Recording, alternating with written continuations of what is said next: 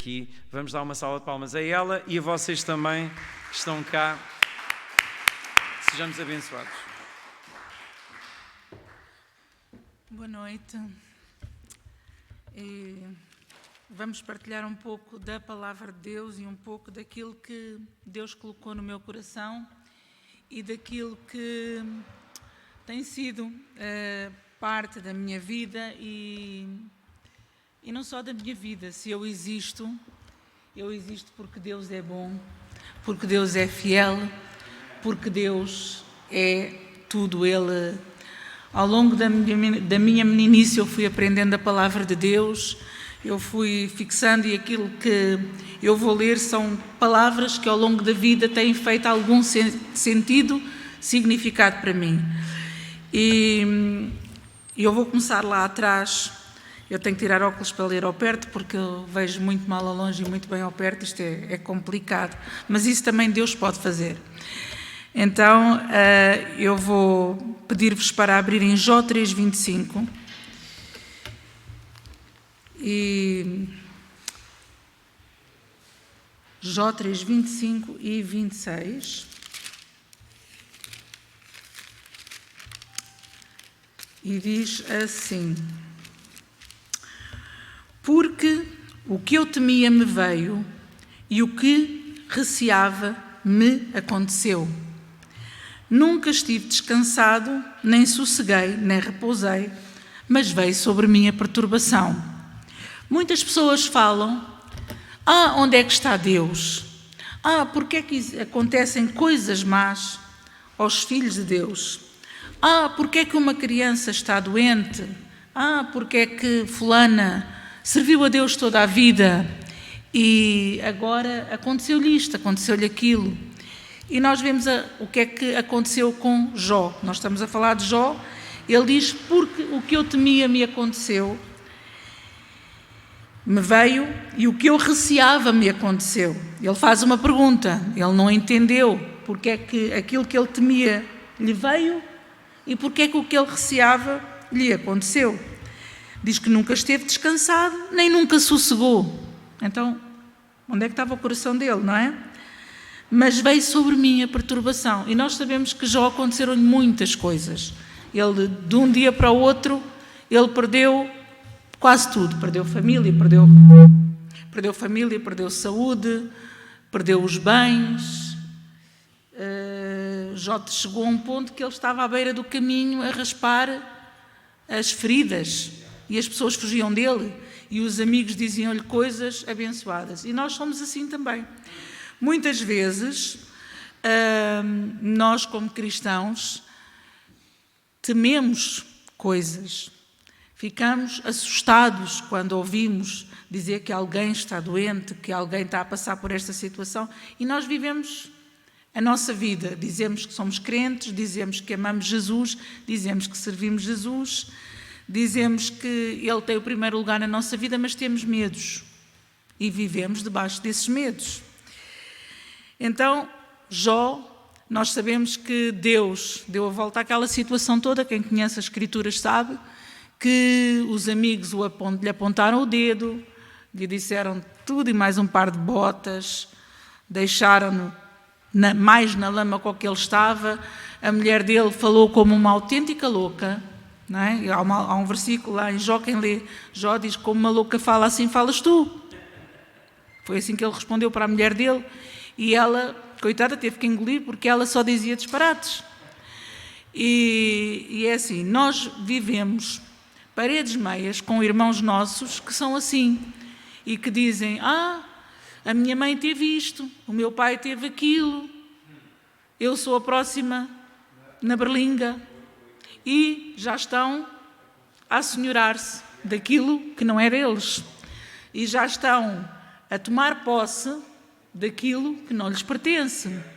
Depois há aquelas pessoas que trabalham na saúde e que conhecem as doenças todas e sabem o cardápio todo, e quando têm qualquer coisinha já estão a ver: isto veio daqui, isto veio dali, isto é o baço que não está a funcionar bem, isto será o rim, será... E vivemos com medos. E muitas vezes o inimigo das nossas almas sabe os nossos medos. E ele é perito, porque ele é velho, não tem a nossa idade. Ele foi criado há muitos anos. Então, ele é perito em descortinar os nossos medos, os nossos receios, e toma lá bomboca. Não é? Há uns anos atrás, eu vou fazer aqui quase um tour pela Bíblia e chegar até àquilo que é a promessa para os nossos dias. Há uns anos atrás, eu por acaso não tinha medos, não tinha nada desses temores e não vivia preocupada com isso, achava que eu era imune a essas coisas todas, porque eu tinha a certeza absoluta que eu tinha Deus comigo. Eu conhecia a palavra de les a les, eu comecei a memorizar a Bíblia muito pequenina, a minha mãe também investiu muito mesmo, em mim e no meu irmão. Ela comprava tudo que era... Antigamente havia livrinhos de banda desenhada, não sei se tu te lembras, a Bíblia em quadradinhos. Minha mãe comprava os livros todos que havia na Capu, nós tínhamos aquilo tudo em casa e nós sabíamos tudo, líamos tudo. E pronto, ela foi exímia em semear fé e conhecimento da palavra e do que é bom em nós. Então eu achava que nada daquilo me atingia, apesar de que o meu pai tinha tido um cancro, um linfoma. Eu lutei, eu guerreei, eu pus todos os meus amigos na igreja a orar, e quando diziam que linfoma não sobrevive.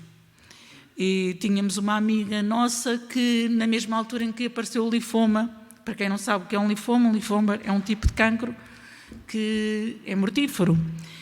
E então aquela minha amiga disse-me, o irmão dela também teve, e o irmão dela foi para Londres fazer tratamento.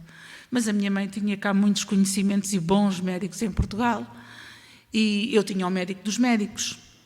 E então eu lembro-me que o pastor da minha igreja teve, que era um autêntico de um pai para nós, ele dizia-me: Bela, tu és a primeira a estar no hospital. Eu quero-te lá ao lado do teu pai a orar com ele, sempre, a ajudá-lo.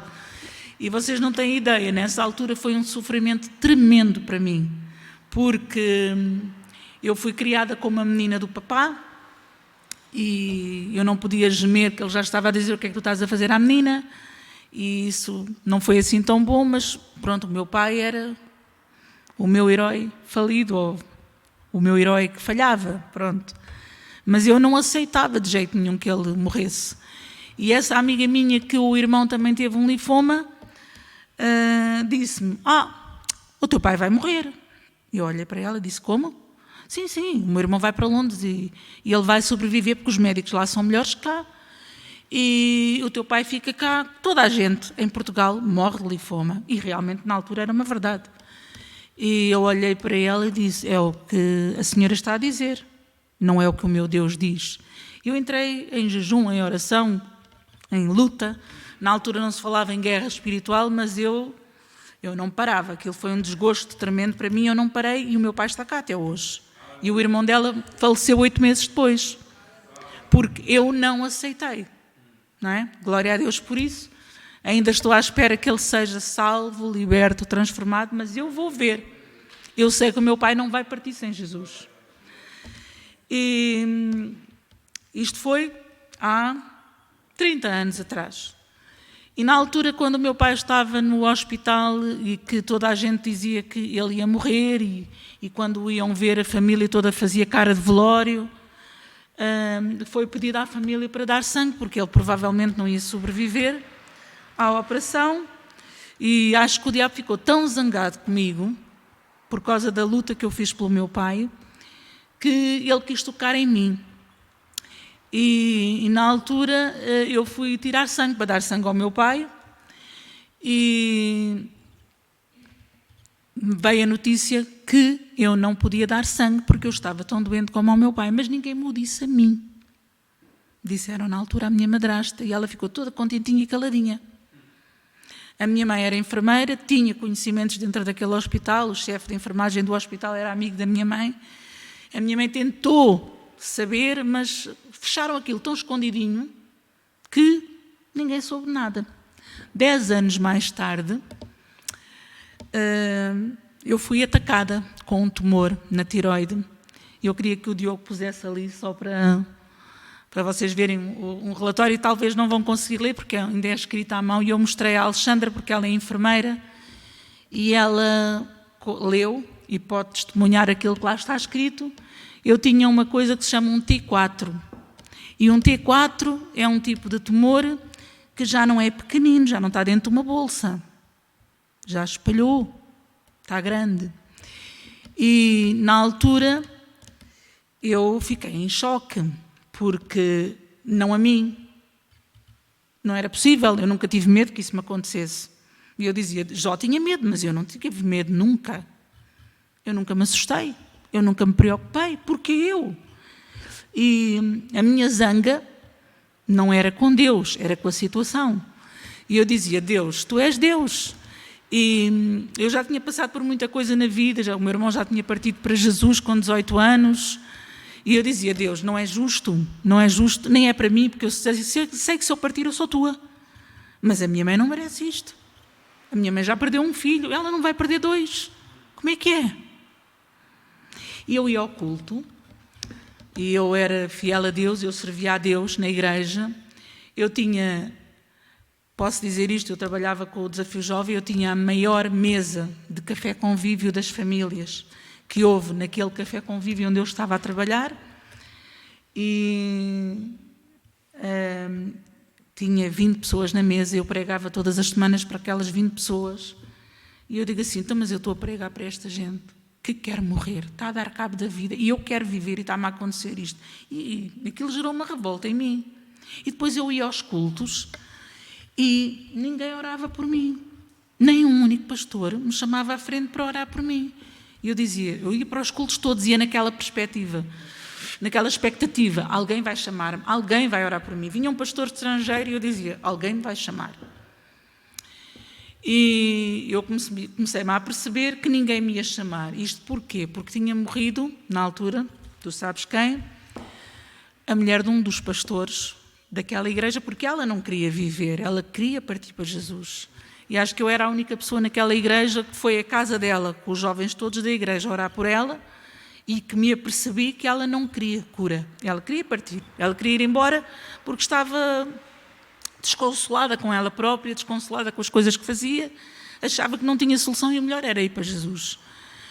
E então não havia fé onde eu estava plantada, onde eu ia à igreja, não havia fé para acreditar na minha cura. E depois a senhora que me levou para o IPO e que conseguiu mexer lá as coisas, os cordelinhos, para ser tudo mais rápido, ia à igreja onde eu estava. E o que é que os médicos diziam? Ou o meu médico dizia, e ele disse à minha mãe que eu tinha 1 ano de vida, porque um T4 papilar era grave, mas folicular era muito grave. Então, como a extensão era muito grande, não havia hipótese. Não havia hipótese nenhuma para mim. Então eu tinha 1 ano de vida. E é aí que entra aquilo que nós temos que fazer. Nunca, nunca, nenhum momento, nenhuma hora, a minha boca se abriu para me queixar, ou para dizer eu vou morrer, ou para dizer Deus não me vai curar, Deus, porque é que tu permitiste isto? E vou-vos dizer, eu tinha lutas. Eu na altura morava numa casa grande, e do meu quarto era longe da minha mãe, eu chorava na cama e eu falava com Deus. E eu dizia, isto é injusto, mas da minha boca nunca saiu nenhuma única vez palavra alguma contrária. E o que é que acontece? Há um dia que eu ia para Carnaxide e me engano no caminho. E enganei-me no caminho e fui em frente. Eu ia distraída nos meus pensamentos, eu estava naquela fase de esperar para ser operada, completamente absorta nos meus pensamentos, e olhei, ei, já passei. Então, ok, vais até à Marginal e depois entras lá à frente. Estava a esquematizar na minha mente como é que eu voltava para Carnaxide, porque eu já estava na Marginal. E de repente eu olho para o lado e 15 anos atrás, um irmão da nossa igreja no Congresso Juvenil em Cascais trouxe-me de boleia, não era aquela boleia que me devia trazer, eu devia ter 16 anos, eu cantava no coro, no Congresso, E aquele irmão descartou-se da minha boleia, entregou-me a outra pessoa que não era experiente a conduzir e que estava com uma carrinha à Ace, e coitado do Vilela, esbardalhou-se todo ali, partiu aquele muro todo da Marginal, e com o muro todo da Marginal e a grade da ponte, partiu-me a mim também toda. Eu fiquei semi-inconsciente dentro da carrinha, sem me conseguir mexer, a carrinha a arder, e se os bombeiros não viessem, eu só conseguia pensar: Deus, eu não quero desmaiar, eu não quero perder a consciência, mas tu estás comigo.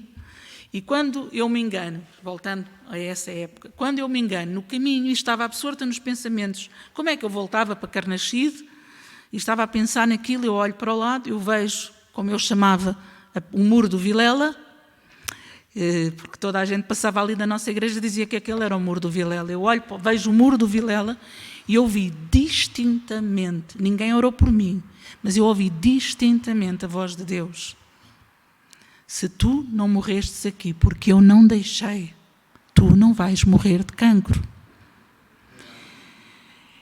Eu respirei fundo, fiquei sem, e as lágrimas começaram a cair pela cara abaixo. E eu disse: ok, Deus, é a tua promessa, é a tua palavra rema para a minha vida hoje. Eu agarrei aquilo.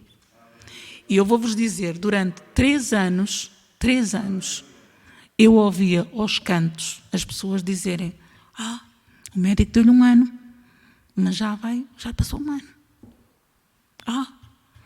Ela está cada vez mais inchada. O corpo dela deformou todo. E eu fiquei caladinha. Eu ia para as conferências de Desafio Jovem, eu ia para todo lado, não parecia eu, as pessoas, algumas não me conheciam, porque eu entrava em sofrimento com os tratamentos da medicina nuclear, e foram 3 anos, e assim, durante 3 anos, nada acontecia. E durante 3 anos, a luta vinha. Mas eu nunca deixei de acreditar naquilo que Deus disse. E durante esses 3 anos eu fiquei sem voz. Porque no dia em que eu fui operada, havia pessoas na igreja que diziam: és operada porque queres, não tens fé para ser curada. Mas eu queria era tirar aquilo daqui o mais depressa possível, não é? E como ninguém orava por mim, eu dizia: Deus, tu prometeste que me curavas. Mas se ninguém ora por mim, eu tenho que ser operada, porque senão eu qualquer dia não respiro. E já estava, a minha garganta estava completamente tapada. O médico, quando me operou, ele disse: mais 1 dia ou 2, tu não respiravas a dormir. E eu disse: pois, isto já estava muito, muito grande. E eu não vos vou contar as artimanhas todas que houve naquele processo, mesmo no hospital e tudo, mas no dia em que eu fui operada, Deus usou 2 pessoas para me telefonarem de manhã cedo. Uma é pastora de uma igreja, e que foi uma bênção, e que me deu aquela palavra e eu aceitei, mas fiquei, pronto, naquela. Foi o que Deus falou comigo, mas ouvimos de uma pessoa, recebemos e aceitamos, mas passado um bocadinho telefona-me a minha tia Adelaide e diz: Bela, houve um menino, Deus falou com o menino de noite. E esse, o meu Ricardo, tinha 12 aninhos, era um menino. E o menino começa a falar comigo, a chorar, porque era uma criança, não é? Um adolescente, a chorar e a dizer: prima, não tenhas medo. E tudo o que aquela pastora disse, aquele menino de 12 anos confirmou, com palavras de criança. E eu disse: espera, são 2 a confirmar. Eu sabia o que Deus me tinha dito, mas às vezes nós ficamos tão fraquinhos que precisamos de ouvir palavra rema de Deus para a nossa vida.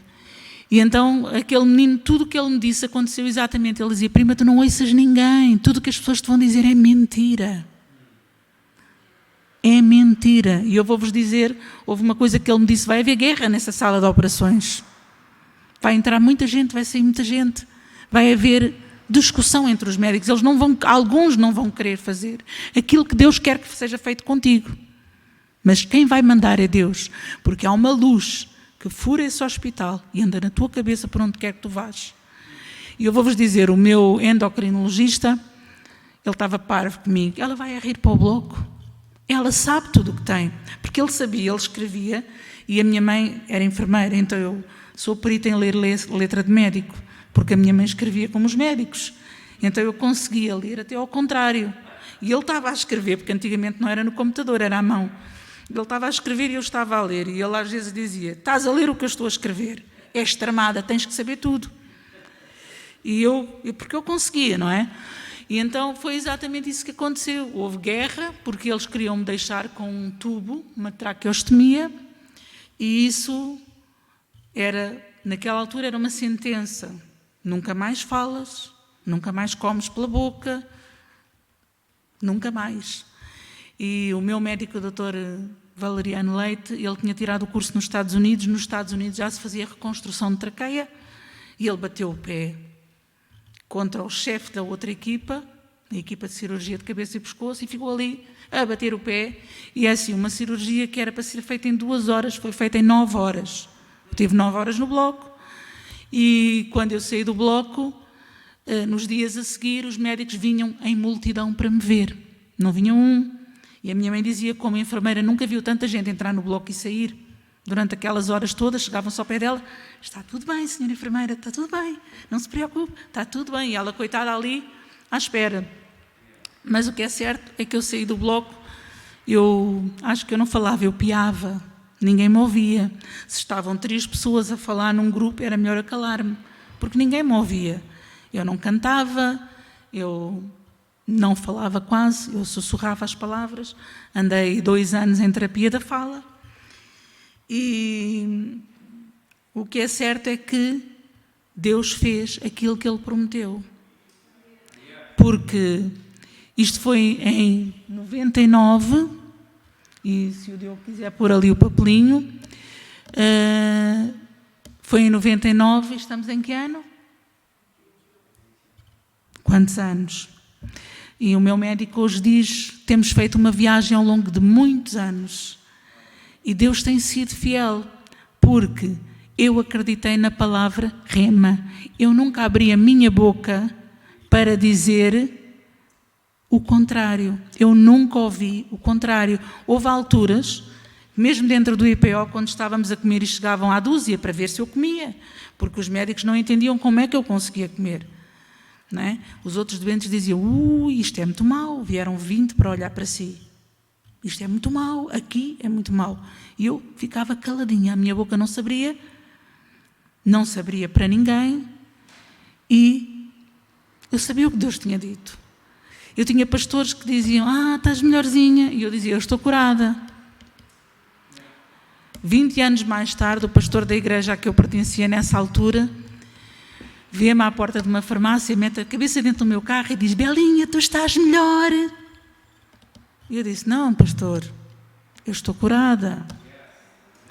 E ele olhou para mim, baixou a cabeça e disse, perdoa-me, porque nós não acreditávamos.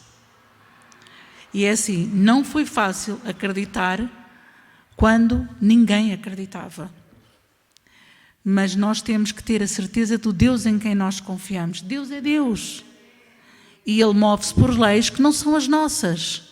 Ele deu sabedoria aos médicos, por isso eu deixei ser operada, por isso eu fiz os tratamentos todos.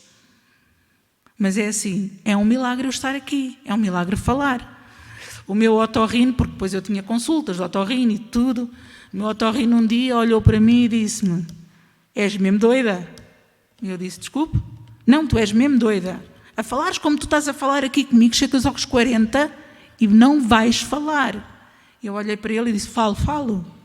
Pode ter a certeza que eu vou falar. É porque ninguém me cala. E ele, tu falas ao telefone? Falo, todo o dia. As pessoas telefonam-me, eu não vou ficar calada. Tu estás proibida de falar ao telefone. E eu disse, mas os meus amigos telefonam-me, eu estou em casa sem trabalhar, o que é que quer que eu faça? Que desligue o telefone? É SMS. Eu disse, ok, eu não sou capaz. Eu não sou capaz do meu tio me telefonar, o meu pai me telefonar, o meu amigo me telefonar, a minha amiga me telefonar. E eu não atender, eu tenho que falar. Eu ficava cheia de dores, mas eu lutava. Porque uma pessoa eu fiquei com paralisia nas cordas vocais, uma pessoa com paralisia nas cordas vocais cansa-se muito a falar, a cabeça fica assim mesmo cansada. Mas eu lutei sempre. E é assim, não importa o que a ciência diga, o que o homem diga, o que os médicos dizem. É Deus quem decreta sobre a nossa vida. Mais ninguém. É só Deus que pode decretar a tua cura, a tua vida. E nós temos que nos agarrar a Ele e saber as bases que nós temos. E as bases são a palavra Logos que está escrita. E se a palavra estiver enraizada no nosso coração, e se nós conhecermos a palavra, se nós conhecermos o Deus que nós servimos, até àquela data eu achava que eu conhecia Deus, mas eu tinha conhecido Deus em circunstâncias boas, em circunstâncias de felicidade, em criança, nas amizades que eu tinha, nos amigos que eu tinha na igreja e que muitos permanecem até hoje, mas eu não conhecia aquele Deus que está contigo no vale da sombra da morte. E é assim, quando nós passamos pelo vale da sombra da morte, Ele está connosco. E quando nós lemos em Salmos que a tua vara e o teu cajado me consolam, no original não é consolam, me conduzem. A palavra consolem no original não é só consolar, é conduzir. Então eu passei pelo vale da sombra da morte e na área da saúde tem sido difícil, os ataques de vez em quando vêm, mas Deus é Deus e quando nós pomos Deus em primeiro lugar, ainda que tenha que passar por isto ou por aquilo, eu não tenho medo, porque eu sei que a vara e o cajado me consolam, me conduzem, me guiam, me levam pelo caminho eterno. E é assim, se Deus um dia me quiser levar, Ele pode levar. Eu sei para onde eu vou, eu sei com quem estou, eu sei quem me cura, eu sei quem cuida de mim. E muitas vezes as pessoas dizem, porque a minha mãe tinha, o meu pai tinha, e é assim, isto é um cardápio, e nós escolhemos quase as doenças que o avô e o bisavô, eu sei que há coisas que são genéticas, mas nós podemos tirá-las do nosso cardápio, não as confessarmos. Não é? Não as confessarmos, não vivermos a pensar que nos pode suceder. Porque é como Jó, o que eu temia me sucedeu. Não é? Então, é assim, no Salmo, vamos voltar à palavra, porque é assim, estou a falar muito e não estou a dizer aquilo que é mais importante, que é aquilo que a palavra diz. Porque lembrei-me agora de que o pastor Billy Graham, ele dizia... Quando perto de morrer perguntaram-lhe o que é que ele mudava na vida dele. Ele dizia, eu lia mais a palavra, falava mais da palavra e falava menos. E às vezes nós estamos a falar muito tempo e perdemos-nos nas palavras. O rei Davi, ele dizia, sara-me, porque até os meus... Em Salmos 6:2, ele dizia, sara-me, porque até os meus ossos estão perturbados. É assim, quando as pessoas... não confiam que Deus as cura, esses medos vão até aos ossos. E os cientistas falam disso.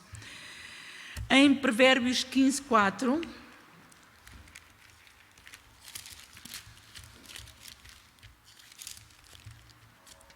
já está ali, Provérbios 15:4 diz, uma língua saudável é a árvore de vida, mas a perversidade nela quebranta o espírito.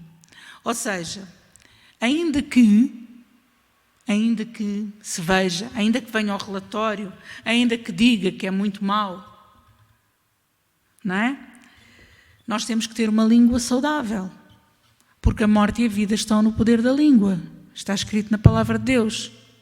A nossa língua tem poder para dar vida e dar morte. Porquê? Porque nós fomos criados à imagem e semelhança de Deus. E se nós formos ver, nós somos os únicos seres à face da terra que falamos. Não é? Somos a imagem e semelhança de Deus. Deus falou e as coisas existiram. Deus disse, haja luz, e houve luz. Deus falou e as coisas aconteceram.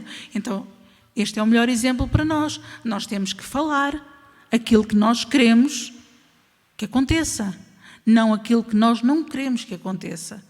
Nós temos que declarar luz. Haja luz na minha vida, haja luz na minha família, haja luz na minha casa, haja luz no meu casamento, haja luz na minha igreja, haja luz nos meus irmãos. E isso é aquilo que nós devemos fazer todos os dias. Não devemos dizer, ai, coitada da minha irmã, aconteceu assim, ai, aquela irmã fez isto, fez aquilo. Ainda assim nós temos que declarar luz para as pessoas. Ainda assim nós temos que declarar bênção para as pessoas. Porque a morte e a vida estão no poder da língua. E temos que ter muito cuidado com isso. Então, vamos fugir um bocado do Velho Testamento, mas eu tirei vários versículos do Velho Testamento até ao Novo. Porquê? Porque a cura aconteceu muitas vezes no Velho Testamento. Nós vemos profetas que oraram por crianças, ressuscitaram crianças. Vemos várias curas, mas só que também não temos tempo para falar em tudo. Em Malaquias 4:2 fala que: mas para vós que temeis o meu nome, nascerá o sol da justiça, e salvação trará debaixo das suas asas, e saireis e crescereis como bezerros do cevadouro. Isto mostra-nos que até ao fim dos tempos, estamos no último capítulo do Velho Testamento, e eu peguei neste versículo por isto, porque para os judeus a Bíblia acaba aqui, não é? No Velho Testamento. Mas no Velho Testamento diz que haverá o sol da justiça, não é? Isto aponta-nos para os nossos dias, transporta-nos até aos nossos dias. Para vós que temeis o meu nome, nascerá o sol da justiça. Então, se Deus é justo, se Deus é bom, as promessas de lá de trás, desde o princípio da Bíblia, vão chegar até nós. Nascerá o sol da justiça, nós que tememos o seu nome. E então chegamos ao Novo Testamento e encontramos Mateus 12:15, que diz: Jesus, sabendo isto, retirou-se dali e acompanhou uma grande multidão e curou a todos. Nós sabemos no Novo Testamento que há vários milagres, há várias coisas. Jesus curou um cego, Jesus curou leprosos, Jesus curou, mas nesta altura específica, ele curou a todos, todos os que o estavam a seguir naquela altura. Ele curou um homem, isto é um capítulo que fala da cura de um homem que tinha uma das mãos mirradas. Vocês estão a ver um homem com uma mão pequenina, mirrada, ser curado? Eu não consigo imaginar, mas aconteceu. A Bíblia diz que Jesus curou um homem com uma mão mirrada. Portanto, ele é capaz de dar vida àquilo que não há, não é? Há 25 anos diziam que eu não ia conseguir falar, eu consigo cantar.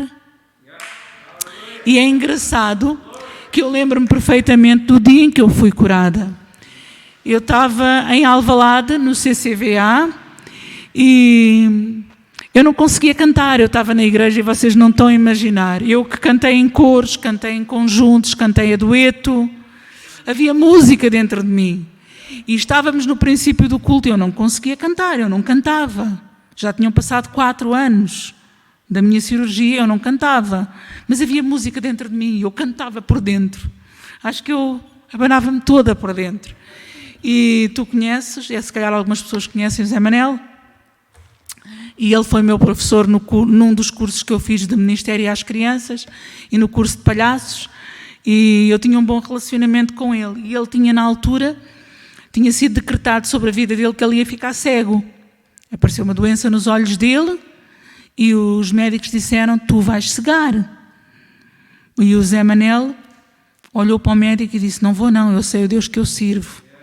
E naquele culto, eu estava na frente e ele estava atrás.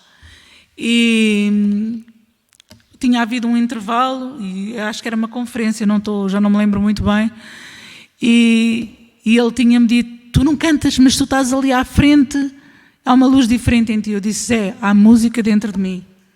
Eu não consigo cantar, mas a música está dentro de mim, o louvor e a adoração estão dentro de mim, estão vivos. Ninguém me ouve, mas eu estou a louvar a Deus. E no final do culto, a meio do culto, ele vem a correr ter comigo, ele abraça-me, ele disse, eu fui curado, tu foste curada. Eu disse, diz? Porque é assim, eu não vi o que ele viu. Deus deu-lhe visão aberta e ele viu a luz de Deus brilhava em cima dele e em cima de mim. Aquela luz que o meu Ricardinho pequenino disse que brilhava sobre a minha cabeça. Naquela hora ele viu, ele estava atrás, ele teve uma visão, a luz de Deus brilhava sobre a minha cabeça e brilhava sobre a cabeça dele. E ele disse, eu estou a ver, ele não estava a ver, eu estou a ver, e Deus mostrou-me a luz de Deus a brilhar sobre a tua cabeça, e a luz de Deus brilhava sobre a minha cabeça, era como um arco, começava em mim e acabava em ti, ou começava em ti e acabava em mim, eu sei que eu vi a luz de Deus sobre nós. E ele não sabia o que é que o menino tinha dito lá atrás, que a luz de Deus estava sobre a minha cabeça. E Deus curou o Zé Manel, quem o conhece sabe que ele ainda hoje vê, não é? E Deus curou-me a mim. Então, a palavra de Deus tem que operar em nós, porque se nós não tivermos fé na palavra, se nós não tivermos confiança na palavra de Deus, se nós não tivermos certeza daquilo que Deus falou acerca de nós, não adianta. Não adianta. Podes vir dezenas de vezes ao culto. Podes ficar à espera que te chamem, que falem, que digam uma palavra profética e que declarem sobre ti que assim, que assado. Mas se tu não tiveres confiança, se a palavra não estiver enraizada dentro de ti, não é? Há um versículo que diz, mas que diz, a palavra está junto de ti. E esta é a palavra da fé que nós pregamos. Não é uma palavra qualquer, é a palavra da fé que nós pregamos. E, acima de tudo, temos que ter fé e temos que ter a certeza de que o nome que nos traz cura e libertação e que traz tudo à nossa vida, vocês sabem qual é o nome? É o nome de Jesus. Exatamente. E eu queria vos falar acerca de um tanque, onde toda a gente conhece, é o tanque de Betesda. Betesda quer dizer cura, e era o tanque onde as pessoas se lavavam, era o tanque onde lavavam as ovelhas para sacrifício também, e as pessoas ficavam ali paradas à volta daquele tanque, porque quando o anjo passava com a cura, agitava as águas. Aquilo eram águas paradas, era um tanque de águas paradas. E quando as águas estavam paradas não acontecia nada. Mas quando as águas se agitavam, significa que o anjo do Senhor vinha, movia as águas e havia cura. Então, o anjo trazia o milagre de Deus. Hoje nós não temos Jesus entre nós, mas nós temos anjos ministradores que ministram a cura às nossas vidas, que ministram a libertação às nossas vidas. E assim, nós podemos ter muito conhecimento da palavra. A palavra de Deus é a palavra logos, a palavra escrita, mas nós temos que ter vivência com a palavra rema, a palavra falada, numa altura específica. Essa palavra que nos é dada, nós temos que agarrar. Não podemos deixar fugir, temos que crer que a palavra rema que Deus nos dá é uma palavra viva e eficaz. É aquela palavra que é penetrante, como espada de dois gumes, que entra e penetra até à divisão da alma e do espírito, e que corta e traz vida e traz luz à nossa vida. E em Romanos 10, 17, nós vemos acerca da palavra rema. Acho que é uma das primeiras vezes que, se não estou em erro, porque nós não sabemos tudo, não é? Romanos 10, 17. Não é aqui. Onde é que está? Não está? Está aqui. De sorte que a fé é pelo ouvir e o ouvir pela palavra de Deus. Então, se nós ouvirmos a palavra de Deus, se nós conhecermos a palavra de Deus, começamos a ter alicerces para ter fé e para receber de Deus a palavra rema. Logo traz a verdade, ler a palavra de Deus, conhecer a palavra de Deus, aquilo que a minha mãe semeou em mim, em pequenina, que foi, eu cheguei a uma altura que eu era quase uma sebenta, eu devorava os livros todos. Eu lia livros, a minha mãe dizia, é hora de dormir.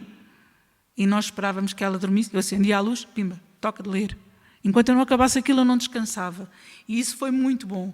Então, Rema traz a palavra de Deus ungida. Nós já conhecemos a palavra, mas o Rema de Deus é uma palavra específica para aquela situação específica, a tal agitação das águas. As águas estavam lá. A palavra está lá. Mas nós temos que estar sensíveis à agitação das águas. Porque quando o anjo passava, se a pessoa não saltasse para dentro da água, não era curada. Não é? Então, é na agitação das águas, é na palavra rema, é quando as coisas acontecem que nós temos o milagre nas nossas vidas. Depois também há uma situação, é que nós temos que perceber o poder que há na palavra. Jesus curou, e agora nós vamos dizer assim, Jesus curou, no Velho Testamento houve curas, mas há quem diga que acabou, porque Jesus já foi, e foi há muitos anos, mas não. Nós vemos quando os apóstolos veem aquele homem à porta do templo e que ele está a dizer, Jesus, filho de Davi... não, esse foi mesmo Jesus, falou mesmo para Jesus. Mas quando os apóstolos veem aquele homem à porta do templo e ele estava a pedir esmola, o que é que eles dizem? Prata e ouro nós não temos, mas aquilo que temos nós te damos. Em nome de Jesus, levanta-te e põe-te de pé. E toda a gente ficou a saber que aquele homem que não andava, que toda a gente levava para a porta do templo e que estava ali a mendigar, a pedir esmolas, que ele foi curado. Então, o que é que isto nos mostra? Que no nome de Jesus nós temos autoridade. É um nome que nos confere autoridade. É um nome que nos confere algo que o mundo não tem. Não é? Autoridade, é o nome de Jesus. É assim, os neurocirurgiões, isto para voltarmos à questão da voz, da fala, dizem que o centro da fala, no cérebro, tem o controle do corpo todo. Não sei se vocês já ouviram falar nisso. O centro da fala tem o controle do corpo todo. Então nós vemos que tudo o que tu falas, tudo o que eu falo, controla a nossa vida. Se eu falar bom, eu colho bom. Se eu falar mal, eu colho mal. Se eu disser, ou se eu pensar até, e é assim, não é o poder do pensamento positivo, eu não estou a falar nisso. Eu estou a falar que os neurocirurgiões dizem que o centro da fala controla o corpo todo. E se eu disser, eu estou curado, ainda que eu olhe e veja que não estou, mas o eu declarar traz vida, produz vida. Deus disse, haja luz. Deus disse, faça-se separação entre as águas e a terra. Deus falou e criou. Então nós somos criados à imagem e semelhança de Deus. Então vamos falar e vamos criar o quê? Maldição ou bênção? Bênção. Porque Deus tem para nós o melhor. Nós não somos criados à imagem do mal, somos criados à imagem do bem. É assim, está provado que nós usamos quanto do nosso cérebro? 10%. Então vejam lá o que é a capacidade que está aqui dentro. Um dia, quando nós chegarmos à presença de Deus, nós vamos conseguir usar a totalidade daquilo que nós fomos criados, a totalidade ou aquilo que Deus quiser. Eu não sei, porque nós nunca vamos ser iguais a Deus, mas nós vamos expandir muito mais, vamos ser muito mais que o que somos aqui. Então, vamos falar palavras criativas, vamos falar palavras de vida, vamos falar palavras rema. Vamos acreditar que Deus é o nosso Deus. Nós temos o que os outros não têm. Eu vou-vos dizer, quando eu era criança, eu cresci, talvez, eu tenho 56 anos, então eu cresci numa geração em que ser evangélico, ou ser cristão evangélico, nós éramos um bocado postos de parte. E eu lembro-me que quando eu tinha 6 anos, eu fui para a escola E toda a gente na escola, no meu tempo, nós tínhamos que nos levantar, tínhamos que rezar a Ave Maria, aquelas coisas todas, porque a minha professora primária era mesmo tradicional. A senhora entrava e nós dizíamos bom dia minha senhora, ficávamos de pé e tínhamos que fazer aquilo tudo. E eu, com 6 aninhos, ficava ali, firme e irta. A minha fé ninguém me tirava. E a senhora às vezes ficava mesmo zangada e depois chamou a minha mãe. E a minha mãe disse, a senhora não vai obrigar a minha filha. Depois ela ficou muito amiga da minha mãe, porque ela era muito doente e precisava muito dela e de receitas e das coisas todas. Mas ao princípio aquilo foi difícil. E sabem que as meninas na escola faziam roda à nossa volta, à minha volta. E na minha escola nós éramos 3 crentes. Era a Leninha, a Aninhas e a Clara. E eu. Éramos 4. Então faziam roda à nossa volta. Estariam protestantes, protestantes, protestantes. E aquilo era uma perseguição. E nós dávamos as mãos e eu dizia para elas, meninas, ignorantes. E não abríamos a boca. Mas ficávamos ali. E aquilo dava-nos força e podíamos ser perseguidas. Podiam-nos fazer rodas enormes. Porque elas não conheciam o que nós conhecíamos. Não, elas eram ignorantes. Nós não éramos. Nós conhecíamos a palavra. E eu quase que era ali a pregadora do sistema. Eu dizia, não chorem. Mas vocês vão chorar porquê?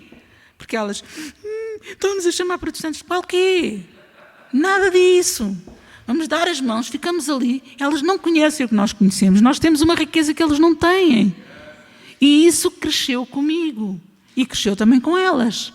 Porque nós temos aquilo que eles não têm. Nós podemos dar aquilo que eles não têm. E vocês sabem o que é que aconteceu? Mais tarde, metade daquelas meninas iam à escola dominical. A igreja onde eu cresci tinha a maior escola dominical da área de Lisboa. Porquê? Porque nós nunca nos deixámos apertar. Ficávamos ali, as 4, no meio. Ignorantes, ignorantes. Vocês não sabem o que nós sabemos. E ficávamos a lutar na nossa mente contra aquilo. E é assim, se nós lutarmos, nós vencemos. Seja a doença, seja o que for. Porque Deus é conosco. E eu acho que já vos estou a dizer muita coisa hoje. Já tomei muito do vosso tempo. Mas há uma coisa que eu queria dizer. É assim, pelas pisadoras de Jesus, nós fomos sarados. Jesus morreu na cruz. Ele veio a este mundo para nos dar poder e autoridade sobre a morte, sobre o inferno, porque Ele tomou autoridade sobre isso. Sobre a morte, sobre o inferno, sobre os demónios, sobre as doenças. Ele veio para nos dar vida. E há aqui um versículo que eu esqueci-me de pôr aqui. Onde é que ele está? Olha, se eu não o encontrar... 1 de João 5,18. E o livro de João é um dos últimos evangelhos. Depois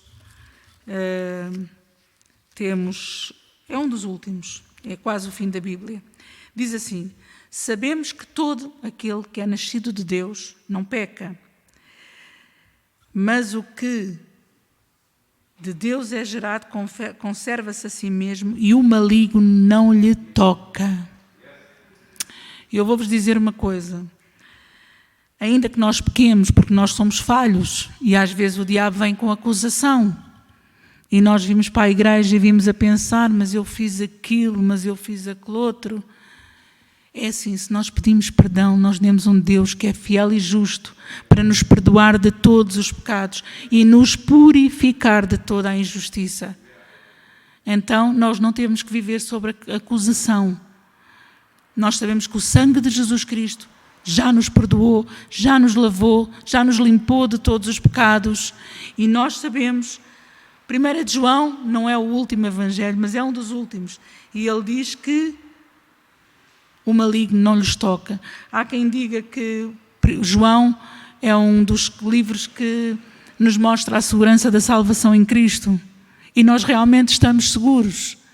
E se nós agarrarmos as promessas de Deus, se nós acreditarmos que Ele é fiel e justo para nos purificar de toda a injustiça, que Ele é Deus, que Ele morreu por nós.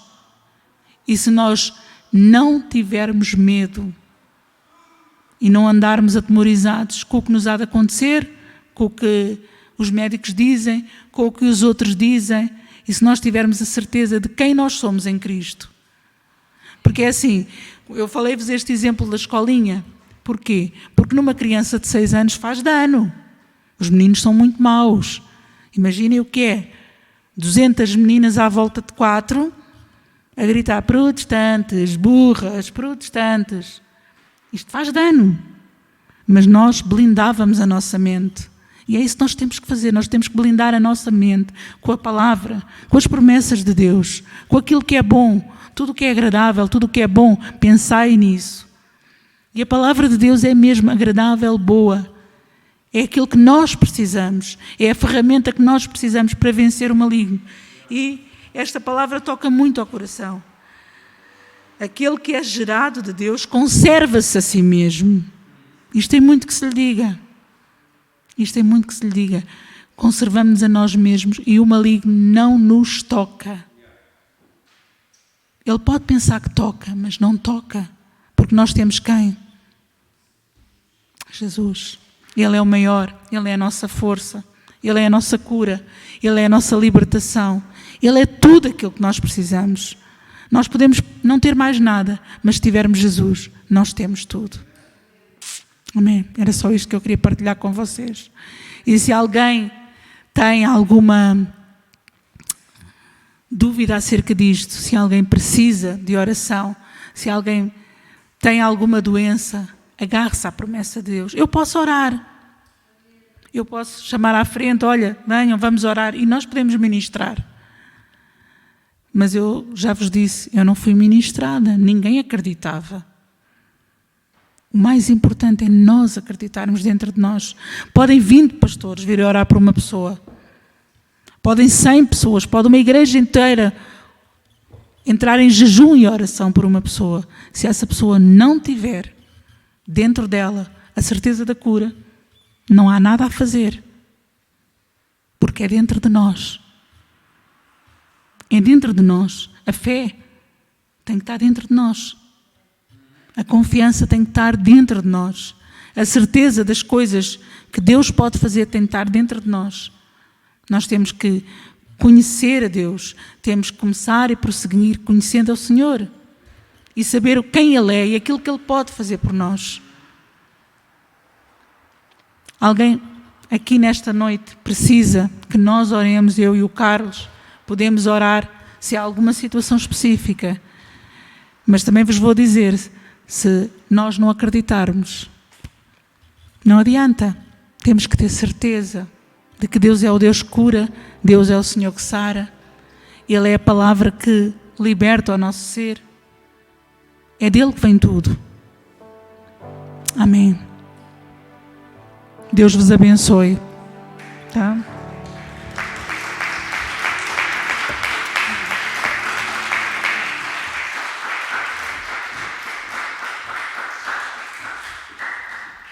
Muito obrigado, Anabela. Foi uma partilha maravilhosa. Eu estava a lembrar-me de também duas situações que vieram à minha ideia, de que quando eu estava a cantar, portanto, foi 97. 97 eu estava aqui nesta igreja lá embaixo. Era ali que nós fazíamos os ensaios com a Sara Tavares e com o Shout. E num dos espetáculos, eu não sei se foi num dos espetáculos, mas alguma coisa aconteceu. Um raio laser entrou nos meus olhos. Eu não sei se foi disso ou não. E também não sei se um raio laser daqueles que estão nos espetáculos se tem a possibilidade de danificar ou não a vista. O que é certo é que nessa altura, portanto em 97, já foi há bastante tempo, eu um dia estava a ler um jornal e vi uma mancha vermelha no jornal. E eu fiz assim ao jornal para ver se era alguma coisa no jornal. E reparei uma mancha vermelha. E depois surgiu uma ideia. fazer assim e assim. E eu disse, ok, neste lado vejo, neste lado não vejo. Então, a mancha vermelha está no meu olho. E então eu fui ao hospital, Santa Maria, marcaram-me uma fotografia de contraste. E marcaram-me o dia para lá ir, não sei por que razão, fui em jejum. Jejum é para fazer as análises, não é? E tinha vindo toda a noite, tínhamos vindo lá de cima penso que foi lá no norte, Chaves, toda a noite a conduzir. Cheguei de manhã e praticamente não dormi, fui até ao Hospital Santa Maria e colocaram-me o líquido de contraste para poder fazer as imagens. Fizeram as imagens e, entretanto, eu que nunca desmaio na vida, desmaiei. Desmaiei, não sei o que aconteceu, apaguei-me. Quando acordei, não sabia onde é que estava. Pensei que estava em casa a acordar, não sei, de repente, estou aqui no hospital. Voltei a desmaiar. Nunca mais voltei a desmaiar na vida. Foi a última vez. Porque provavelmente foi uma reação ou alérgica ou qualquer coisa ao líquido de contraste. Passado alguns tempos, levei a imagem à doutora e ela disse, você tem uma alteração na mácula e isso pode levar à cegueira. E eu coloquei as coisas diante de Deus, nunca fui à frente, nunca orei, digamos assim, nunca pedi, e realmente não é uma coisa que eu falo muito. A verdade é que a médica disse que eu tinha uma alteração na mácula, isto, portanto, em 97, façam as contas. Há quantos anos? Há 25, não é? E eu continuo aqui, sem óculos, a ver bem, e ela dizendo, você pode cegar, e eu não aceitei. Eu não aceitei e disse, não, eu não aceito nada daquilo que Deus não tem para a minha vida. Eu só aceito as coisas boas que Deus tem para a minha vida. Deus é o meu médico e eu coloquei isto aos pés do Senhor. Realmente ficou ali uma manchazinha, agora não é vermelha, é apenas uma coloração, mas é tão pequena que não se nota. E eu coloquei em fé e ando em fé. E nunca mais tive necessidade de ir ao médico ver, os meus olhos. Lembro-me também, a minha tia Zeca está aqui, ela pode testemunhar, um dia estávamos em louvor e adoração e depois chamaram as pessoas à frente para serem oradas. E na altura a minha tia nem sequer foi à frente, portanto vejam como Deus opera. Deus pode operar à frente, mas Deus também pode operar em qualquer lado. A minha tia não foi à frente, mas ela pediu a Deus pelas pessoas que estavam à frente. E disse assim, cura as pessoas que foram à frente. E de repente o Espírito Santo diz assim, então, mas tu não vês que tu também já estás curada? É isso ou não era? Tinhas uma dor aonde? Onde é que era? Diz. Não, mas onde é que era no teu corpo? Onde é que estava a dor? Era? Era a coluna. Pois. E ouviste, então não vês que já estás boa? Desapareceu. Então é assim, não interessa se vens à frente, se estás no teu lugar, o importante é exerceres esta confiança. A minha tia estava a orar pelas pessoas que estavam à frente e Deus tocou-a. Às vezes é o cego Bartimeu, às vezes é de uma maneira, mas vocês reparem uma coisa. Ela ouviu, não vês que já estás curada? E ela tomou a posse da cura. E eu também me lembrei quando a Bela estava a ler, estava a falar, que em 2 Timóteo, isto era Paulo a escrever a Timóteo, ele disse assim, no capítulo 3, versículo 16, toda a Escritura divinamente inspirada, é proveitosa para ensinar, para redarguir, para corrigir, para instruir em justiça, para que o homem de Deus seja perfeito e perfeitamente instruído em toda a boa obra. A Escritura, agora reparem, toda a Sagrada Escritura, mas não diz que a Sagrada Escritura produz fé. Não é interessante? Porque nós sabemos que a fé vem por ouvir e ouvir a palavra. Mas diz que a Escritura divinamente inspirada é proveitosa para ensinar, para redarguir, para corrigir e para instruir em justiça. Então onde é que está a diferença? Se aqui a Escritura não produz fé, o que é que produz fé? É a palavra falada, é a palavra rema. É esta palavra que nós ouvimos, que hoje certamente o Espírito Santo já falou contigo. Porque quando a palavra é falada, ela produz fé. A palavra escrita, sim, o Logos, o conhecimento de Deus, é boa para nos ensinar, para redarguir, para corrigir e para instruir em justiça. Mas, se nós queremos ter fé, esta palavra tem que se tornar viva. E isso só com o Espírito de Deus. E agora que estamos a despedir-nos, eu gostava, e enquanto nós subimos, o grupo de louvor sobe, eu gostava de pedir à Anabela para ficar aqui à frente. E porque ela ministrou esta palavra, se vocês tiverem algum assunto para que Deus vos toque, Deus pode tocar onde vocês quiserem, onde vocês estiverem, aí a cura pode-se até manifestar quando vamos para casa, não importa, mas o importa é o momento de contacto. O momento de contacto em que nós dizemos, ok, eu acredito, eu vou receber a minha cura. A palavra é enviada e ela nos transforma. Mas antes disso, eu gostava de que vocês curvassem as vossas cabeças e gostava de falar neste momento. Jesus, Ele é a razão por que nós estamos aqui. Jesus é a palavra de Deus Logos, mas Ele também, quando fala a palavra rema, fala a palavra inspirada. E eu gostava que, neste momento, nós pensássemos assim, se por acaso alguma coisa nos afasta de Cristo neste momento, e se alguém está aqui e diz assim, eu gostava de fazer as pazes, eu gostava de voltar a entrar no caminho, pode ser que eu já tenha estado no caminho, ou talvez nunca tenha estado no caminho, mas hoje eu quero olhar de frente para Jesus e gostava de abrir o meu coração e gostava também desta promessa que Jesus tem para nós, que não é só a cura dos nossos corpos, mas é a salvação eterna. Quando Jesus estava pregado na cruz, ele tinha 2 homens pregados ao lado dele.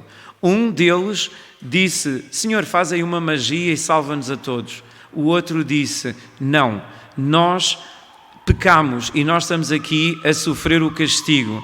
Mas disse a Jesus, Jesus, lembra-te de mim quando entrares no teu paraíso. Quem é que nesta noite dizia, Jesus, lembra-te de mim, eu quero abrir o meu coração, eu quero que todas as culpas sejam perdoadas, que os meus pecados sejam perdoados e eu quero receber de ti. Quem é que diz nesta noite, Jesus, olha para mim, transforma-me e perdoa-me. Levanta a sua mão para nós podermos orar. Aleluia.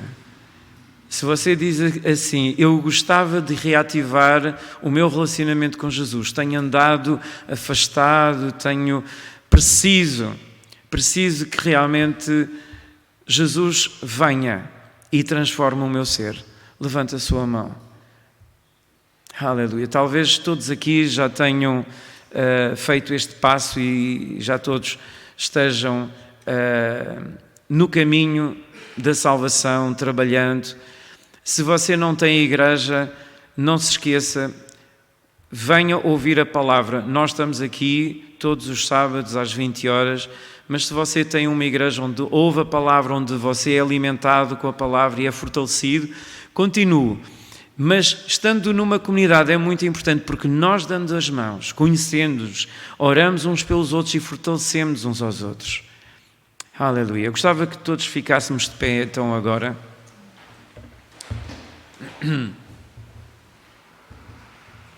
Eu sei que tu já recebeste Jesus, mas nós já vamos fazer uma oração de fortalecimento. Vamos tocar um cântico e quando eu disser para vocês virem à frente, venham com fé. Venham se tiverem aquela confiança de que através da imposição das mãos, quando o poder de Deus vos atingir, vocês vão ser sarados dessa enfermidade, desse problema, seja lá o que for que você está a passar, venha com fé, venha receber. Vamos cantar um cântico e vamos de seguida pedir a oração. A Anabela depois vai orar.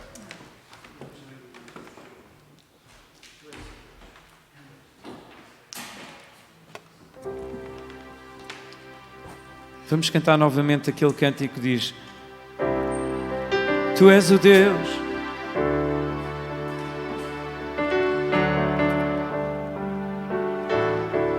Tu és o Deus que me cura, és o Senhor que sara,